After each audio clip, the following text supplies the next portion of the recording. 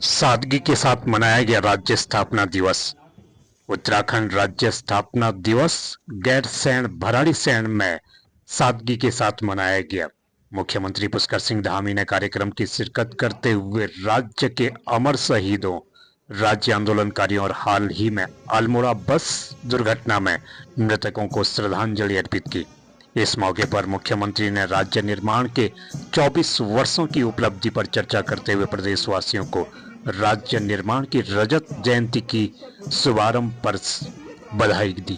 मुख्यमंत्री ने कई घोषणाएं की, जिसमें सिमली में महिला बेस अस्पताल को पूर्ण बेस अस्पताल बनाने, आगरचट्टी के राजकीय इंटर कॉलेज में विज्ञान वर्ग शुरू करने, सीमांत क्षेत्रों के विकास के लिए कई योजनाएं की घोषणा की। उन्होंने प्रदेश के विकास में मातृशक्ति की भूमिका को सम्मान देते हुए सरकारी नौकरियों में महिलाओं को 30% आरक्षण और सरकारी समितियों में 33% पद आरक्षित करने का ऐलान किया।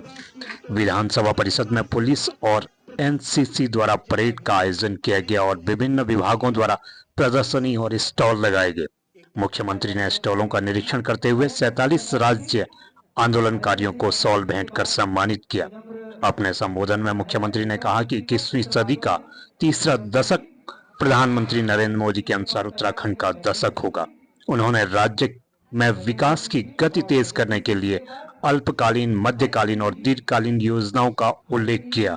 नीति आयोग के सतत विकास लक्ष्यों में उत्तराखंड को प्रथम स्थान प्राप्त होने और इजी ऑफ डूइंग बिजनेस में अचीवर्स तथा स्टार्टअप में लीडर्स श्रेणी में आने की उपलब्धि को भी साझा किया।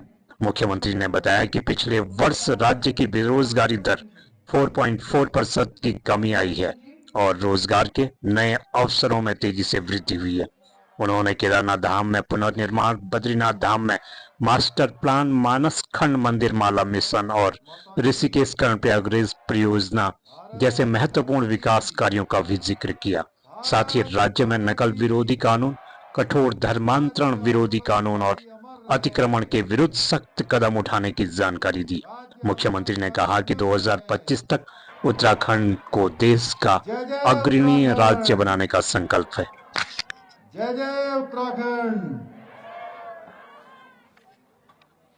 आज भराड़ीसैंण के इस राज्य स्थापना दिवस की बहुत बधाई देता हूं, बहुत बहुत शुभकामनाएं देता हूं कि आज हम 24 वर्ष राज्य स्थापना के पूरे कर रहे हैं और 25वें वर्ष में हम प्रवेश कर गए हैं। रजत जयंती वर्ष हमारा प्रारंभ हो गया है। भाइयों बहनों, आज आदरणीय प्रधानमंत्री मोदी जी ने भी हम सबके सामने 5 उत्तराखंड वासियों के लिए 5 करने योग्य जो काम है, जो संकल्प है, वो रखे हैं।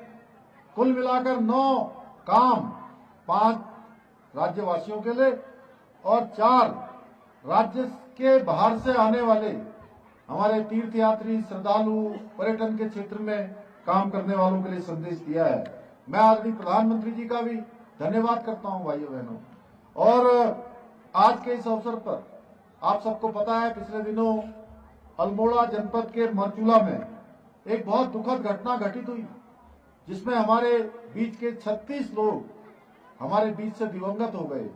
मैं उन सभी को आज राज्य स्थापना दिवस पर अपनी श्रद्धांजलि अर्पित करता हूं और जो घायल हुए हैं उनके लिए बाबा केदार से, भगवान बद्री विशाल से प्रार्थना करता हूं कि वो जल्द स्वस्थ हों, शीघ्र अपने काम पर लौटे, अपने घरों को लौटे। भाइयों बहनों, आज इस अवसर पर मैं राज्य निर्माण में अपना सर्वस्व निछावर करने वाले हमारे अमर बलिदानियों को, राज्य आंदोलनकारियों को और हमारी मातृशक्ति को, जिन्होंने इस राज्य आंदोलन में बढ़ चढ़कर भाग लिया, हम भूल नहीं सकते खटीमा के गोलीकांड को, हम भूल नहीं सकते मसूरी के गोलीकांड को, हम भूल नहीं सकते 2 अक्टूबर 1994 को हुए रामपुर तिराहा कांड को मुजफ्फरनगर में। मैं उन सभी मातृशक्ति को नमन करता हूं। मैं इस अवसर पर हमारे देश के पूर्व प्रधानमंत्री, भारत रत्न स्वर्गीय श्रद्धेय अटल बिहारी वाजपेयी जी को भी नमन करता हूं जिनके प्रधानमंत्री रहते हुए हम सबको उत्तराखंड राज्य प्राप्त हुआ।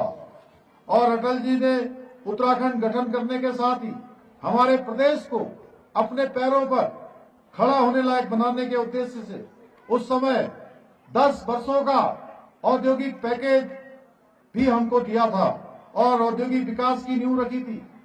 हम सभी के लिए हर्ष का विषय है कि स्वर्गीय अटल बिहारी वाजपेयी जी द्वारा निर्मित हमारा ये राज्य आज हमारे देश के यशस्वी प्रधानमंत्री श्री नरेंद्र मोदी जी के नेतृत्व में देश का अग्रणी राज्य बनने की दिशा में आगे बढ़ रहा है। भाइयों बहनों, हम सभी जानते हैं कि हमारे प्रधानमंत्री जी ने यही बाबा केदार के धाम से, श्री केदार धाम से ये उद्घोष किया था कि 21वीं सदी का तीसरा दशक उत्तराखंड का दशक होगा। उसी ब्रह्म वाक्य को कमाल है कि आज हमारे प्रधानमंत्री जी के मार्गदर्शन एवं सहयोग से आज हमारा प्रदेश, चाहे वो शिक्षा का क्षेत्र हो, स्वास्थ्य का क्षेत्र हो, कनेक्टिविटी का क्षेत्र हो, पेयजल सहित सभी क्षेत्रों में आज हमारा इंफ्रास्ट्रक्चर मजबूत हो रहा है।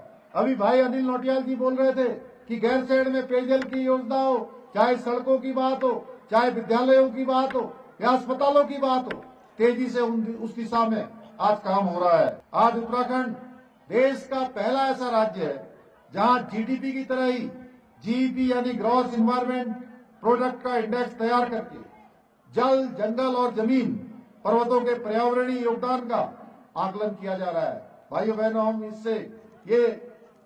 इसका हम एक सूचकांक तय कर सकते हैं कि हम विकास कितना कर रहे हैं और विकास के लिए हम क्या कीमत अदा कर रहे हैं।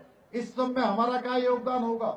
हमने जीईपी लागू करने के बाद इस दिशा में तेजी से कदम बढ़ाए हैं। इंफ्रास्ट्रक्चर को मजबूत कर प्रदेश के विकास को गति देने के साथ ही हमारी डबल इंजन की सरकार अनेक जन कल्याणकारी योजनाओं को लागू कर रही है।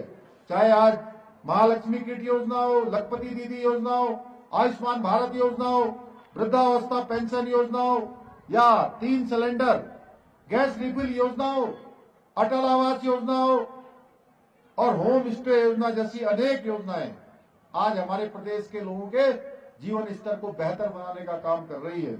आपको जानकर खुशी होगी, लखपति दीदी योजना के अंतर्गत अब तक उत्तराखंड में लगभग 1 लाख बहनों ने लखपति दीदी बनने में सफलता प्राप्त कर ली है। वहीं हमने अनेक ऐतिहासिक निर्णय लेकर राज्य के विकास को सुनिश्चित किया है। कठोर निर्णय भी लिए, जहां हमने उत्तराखंड राज्य की स्थापना में सबसे महत्वपूर्ण योगदान देने वाले हमारे राज्य आंदोलनकारियों को 10% का क्षैतिज आरक्षण देने का निर्णय लिया है। वहीं हमारी मातृशक्ति, जिन्होंने उत्तराखंड राज्य आंदोलन में बढ़ चढ़कर भाग लिया, अब उत्तराखंड की सरकारी नौकरियों में 30% का आरक्षण भी उनके लिए हमने सुनिश्चित कर दिया है। विश्वास जो लोगों का घट रहा था, वो विश्वास अब बढ़ा है। अब सबको विश्वास हो गया है कि अब उनके साथ न्याय होगा, किसी प्रकार उनकी प्रतिभा के साथ खिलवाड़ नहीं किया जाएगा। भाइयों बहनों, उत्तराखंड देवभूमि के साथ ही वीर भूमि के रूप में भी उत्तराखंड को जाना जाता है। इस पुण्य धरा पर जन्मे अनेक वीरों ने मां भारती की रक्षा के लिए अपने प्राणों की आहुति दी है। इतिहास इस बात का साक्षी है कि उत्तराखंड के वीर जवान देश की रक्षा करते हुए अपने प्राणों का बलिदान देने से कभी पीछे नहीं हटे हैं। मैं ये भली भांति समझता हूं कि सर्वोच्च बलिदान की कोई भरपाई नहीं की जा सकती है, लेकिन हमने यह सुनिश्चित करने का प्रयास किया है कि जो शहीद होने वाले परिवार है, उनको किसी भी प्रकार की उनके परिजनों को किसी समस्या का सामना न करना पड़े। इसलिए हमारी सरकार ने शहीदों के, बलिदानियों के बलिदान को नमन करते हुए उनके परिजनों को दी जाने वाली धनराशि को 5 गुना बढ़ाते हुए 10 लाख रुपए से बढ़ाकर 50 लाख रुपए करने का निर्णय लिया। भाइयों बहनों, इसके साथ ही शहीद परिवारों के एक पारिवारिक जन को सरकारी नौकरी में देने की शुरुआत की गई है, जिसके तहत अब तक कुल 27 आश्रितों को राजकीय सेवाओं में नियुक्ति मिल चुकी है। देश की रक्षा करते हुए अपने प्राणों की आहुति देने वाले वीर भूमि उत्तराखंड के शहीद जवानों के समर्पित उनके स्मरण में भव्य सैनिक धाम का निर्माण देहरादून में किया जा रहा है, जो हमारे सैनिकों के पराक्रम का एक महान प्रतीक होगा। भाई को देश का श्रेष्ठ राज्य बनाने का जो हमारा संकल्प है, विकल्प रही संकल्प, उसके मूल मंत्र के साथ निरंतरता से काम करेगी।